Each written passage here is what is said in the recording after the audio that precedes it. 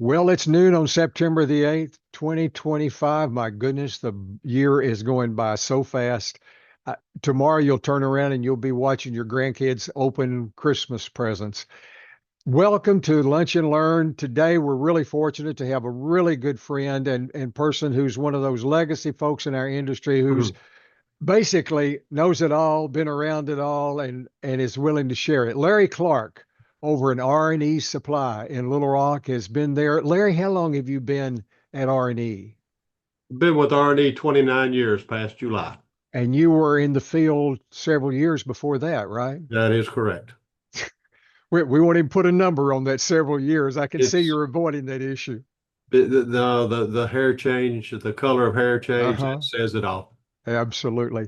Anyway, want to welcome everybody to this issue. We're talking about refrigeration today. What's the difference between comfort cooling and refrigeration? And Larry, a lot of times I'll hear people will say things like, they've got a buddy that's putting in a convenience store and he's wanting to know whether or not they can put in the refrigeration stuff or change the AC for it. And I always give them lots of warnings about being very, very careful because if you're not careful, you'll end up jumping off into something you're not all that familiar with. Okay, what are we talking about, Larry, when we start talking about refrigeration versus air conditioning?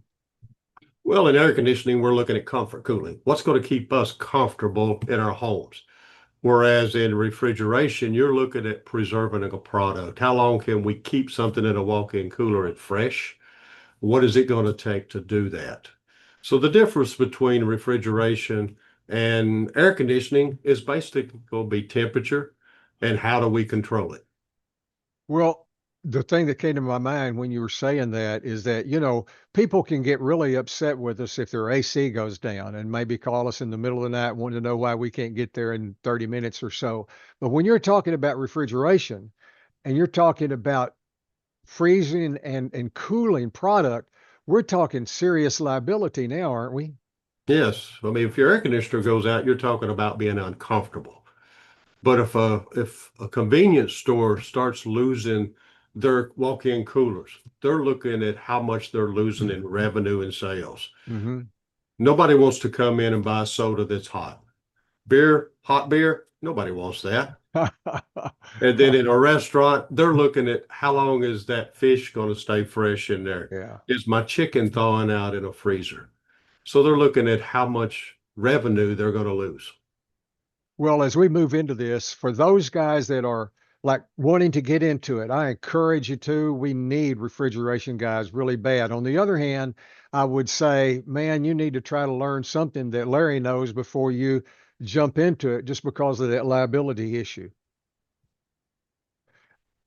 Uh, y- It's Here we go. anytime we move into anything new, yeah, there's a learning curve. Well, here we look at how to design refrigeration. I know in heating and air conditioning, you can run a manual J, and there are some things, and we think it's pretty complicated and it's not too simple. But man, when you go over into refrigeration, you just take the basics and then add on to it big time, don't you? It is, and it's like anything. The results you get out is the effort that you put in. And so that's the reason a lot of times we ask these questions. We need to know what is the box dimensions and accurate dimensions. What is the ambient temperature? Where's that condenser unit going to sit? It's going to make a difference if it's setting on top of the cooler inside the restaurant or the occupied space. It's going to be different if it's sitting outside on the parking lot or is it on the roof? It's going to change. Our product entering, well, we need to know, is it a hot product coming in or is Uh-huh. it already refrigerated? It's going to change our pull down time in that 24-hour period. We need to know what is the holding temperature on the box. How many times is the door going to be open? These are all, Oh. this is all the information that is helpful for the person laying out the equipment to get it right, to make certain that they don't oversize it, they don't undersize it, that they get it right. The reason I'm smiling, I'm just thinking about a convenience store I was at just the other day, and I wanted to get in and get my pop and leave, but there was a person in front of me who was thinking about the same sort of thing, but it was going to be a real process for them to make up their mind. And they had the door wide open. Mhm. And I don't know how long they stood there. Of course, I was upset because I wanted to hurry up and get out of there. But man, they had that door open a long time. Not uncommon. Then you got those doors that well, they don't shut on their own like they should. hmm So that you got to take all of these things in consideration whenever you're sizing equipment. I just was just thinking if you've got, somebody's got Cokes or beer or whatever it is, they have to be very careful about how they stage putting new product in there because they can't wait to the last minute to throw in a new case of whatever and it get cooled down, can they? It's best not to. You better allow for that 24-hour pull down period. Uh-huh. It's no So different than if you go home and put a something in your refrigerator that's hot. Don't expect it to be cooled down in the next couple hours. It's probably not going to happen. I guess the difference is in refrigeration, you got a customer standing there wanting it perfect right then. Choosing the right condenser. This is a lot of information. What do we need to see off of that? Well, let's jump to the next slide where we can see the numbers just a tad bit better there.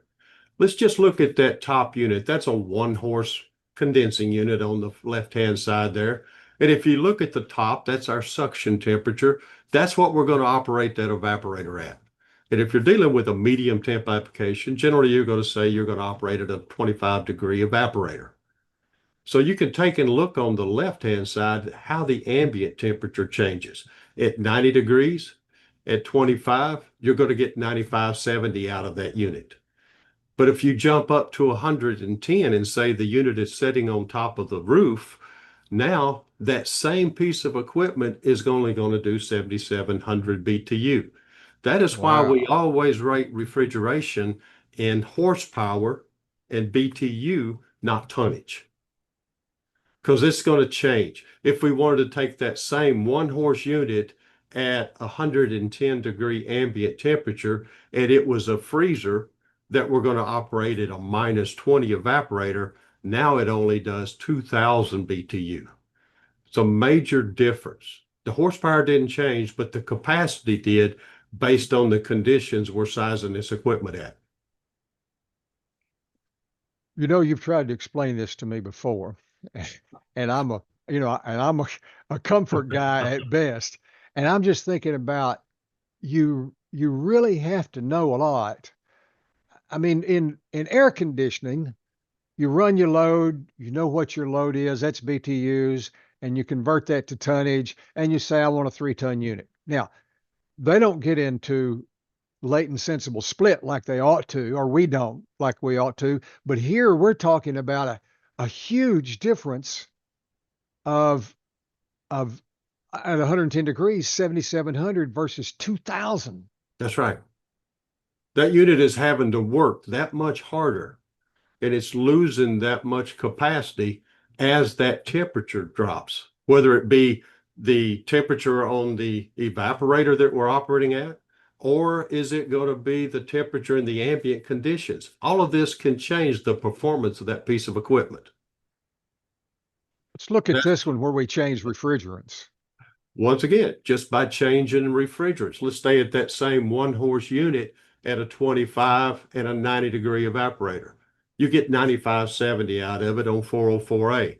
But let's just look at it at 407A. Nothing's changed. We're still 90-degree ambient, 25 saturated suction on the evaporator, and we're at 8990. So it makes a difference also depending on the refrigerant that you're using. And that's why it's so critical on that very first slide to provide the information so that we get it right the first time. Do you have like a checkoff sheet that a person ought to be able to fill in every blank before they call you so that you can ask them questions and they've got answers to them? We do use a form that we send out to contractors, and hmm here's the information that we would like to have. And in most cases, we get it.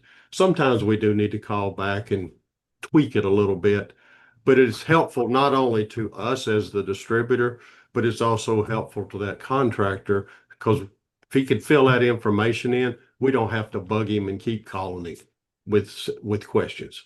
You know, I'm thinking if I'm a contractor, especially a new guy coming into refrigeration, if I don't have that sheet and I don't have every blank filled in, and I call you and you say, I got to know something else, and I got to turn around and go out there and get it again, then I come back to you again. One more thing I've got to know, and you send me Right. back out there again. So that form saves a lot of money, time, and a lot of frustration, doesn't it? Well, we would like to think so because, nowadays contractors, man, they're running hard from the time they start in the morning till the time they quit in the afternoon. Mm-hmm. We've got a Mm-hmm. shortage of technicians that we all are aware about. So those that are out there are doing everything that they can possibly do every day. So if we can do something to make it a little bit easier for them, we feel like it's a win-win for both sides. Here's another one to look at. Yes, this is the 448, 449. It's one of the newer refrigerants we're migrating to. Hmm. But if you'll notice, these refrigerants are so similar that it's not going to change. If you're looking at a half horse, we call it a heavy has, the 055. At 25, it does 6,000. And that's whether it's on 448 or 449. So this is one of those situations where the refrigerant based on the manufacturer is not going to change. Hmm. Here's a good comparison. This is a good comparison showing that 90 degrees. And if we're going to go to 25, how it changes. 404 is 9,500. 407A is 8,990. Then if we go to 448, 449, now we're down to 8,600. We didn't change anything. We didn't change our temperatures, either outside or inside. We didn't change our evaporators or our condensing units, just the refrigerant and how that can affect the BTU capacity also. These are the things that you have to look at with refrigeration that you don't have to when you get into comfort cooling and high temp air conditioning. It's designed at 45 degrees. It's going to be hot outside in the summer. It's going to be cold in the winter, but it's going to maintain the temperature inside the house. All right. I always like to call them toys. What the Yes, difference? What did they say? The difference between men and boys is the price of their toys. that's Well, true. we got Right. some serious toys right here. Are there any basic tools that you say you got to spend the money to get if you're going to do refrigeration? Good set of gauges, good thermometer. Okay. Don't expect to pull that little pocket thermometer out and get the best results on it. Make sure you got a good quality thermometer. You've got to have a micron gauge nowadays, and that's on whether you're dealing with air conditioning or if you're dealing with refrigeration. That micron gauge is essential with the new refrigerants and POE oil. I think we've all learned that with going into the R410A years ago. Uh, but the primary thing is that thermometer. Make certain that you've got a way to read accurate temperature readings. So, and that's true whether you're talking residential AC or you're talking commercial AC or you're talking refrigeration. Whatever tools you need, you just got to part with the cash and buy your tools. Well, It's as like, you start out, it's going to be buy the best that you can afford. Not everyone can go for that top dollar tool that we eyeball every day. That's the hmm. one we want. But in the real world, buy the best that you can afford at that time. You can always grow into better tools. All right. Here's a question for you. What would you tell a person that came to you and said, let's go back to the beginning of the conversation. A guy, a good homeowner, he's putting in a convenience store, small restaurant, whatever, and he wants me to get this, he wants me to do his refrigeration work. Advise him. Get him on a maintenance agreement. Okay. PMs are very important on refrigeration because that's something that's running year round. It's doing that same job, whether it's 100 degrees outside or whether it's 10 degrees outside. And it's easier on refrigeration equipment to run at a warmer temperature than it is at that colder temperature. Hmm. So put him on some type of maintenance agreement where you're periodically going by, making certain the equipment is performing. He doesn't want to make that 5 o'clock call and pay that overtime on the weekend for something that could have been avoided. Make sure those units are clean. Make sure the contactors are good, capacitors. There's several different checks that they can make certain of that it's making this unit perform as it should under the conditions that it's designed to do, and do it without costly repairs. Well, the heat and air conditioning industry, the refrigeration industry needs people. If we were to say, okay, we're going to try to attract somebody to the refrigeration industry as opposed to the AC industry, what would you tell them? Why should they go refrigeration? Well, they're gonna have to like getting up in the middle of the night, because it's gonna happen. Uh-huh. Giving up your weekends, because that's when it's gonna fail. Because anytime a piece of refrigeration equipment goes down, that is that revenue that an end user is losing. He needs that equipment back up as Hmm. soon as possible. So they've got to understand that they're going to lose a lot of free time. That's just the nature of that, their choice. But you know, that points out the importance of selling those preventive maintenance agreements because if you've detected that you have a piece of electronics, a capacitor, whatever that's getting a little weak, you can go ahead and change it before it actually goes down, and you won't have to go out there on the weekend or on a Definitely. Christmas night. And that end user doesn't have to make that phone call. Hey, my unit's down. Yeah. Let's find it before it goes down. PMs are very important on refrigeration. They're important on air conditioning too, for residential and Hmm. commercial, but they really should be pushed for the refrigeration market. Well, the people I know of that do refrigeration financially do well, you know, and it's a it's not a niche because it's too big to be called a niche, but it's a specialty, I guess I should say, that we need to be in our colleges, for example, we need to start creating better training programs and attracting people toward refrigeration so that when people come to you, they can actually carry on a conversation and about something that they have learned something about. But Yes, we're we're hoping learning. to grow that in the future. Yeah, That's our goal. absolutely. Yeah, Larry, right now people are saying, geez, I want to know more about Larry Clark and R&E Supply and how they're going to get in touch with you. Well, they can reach out to me at R&E Supply. Use my email, lclark@resupplyco.com. That way I can get back to you. And if we need to go further, there can be phone calls, and I'd be more than happy to talk to anybody that has questions, needs assistance. We're looking to grow this industry. You've got a really good training facility over in Southwest Little Rock. It's as good as they come. Well, we're proud of it, and that's where I kind of call it the playground, because that's where we have a lot of fun. Getting contractors in there with the same common goal, having the classroom, and then yet also being able to do hands-on training too. That's why people in this industry chose this profession, is they like working with their hands. But it is a highly technical on the education side too, to be able to do that. So this is where it all comes together. Not only we learn the technical, we can apply it with by using hands-on the equipment in the facility. Well, lest I forget, I want folks to know that you and R&E Supply have been very kind and made your facility available for training that we have done over the years. And hey, without that kind of support from the industry, we can't do the job that we try to do. So thank you very much and thank all the folks at R&E. Appreciate it, Tom.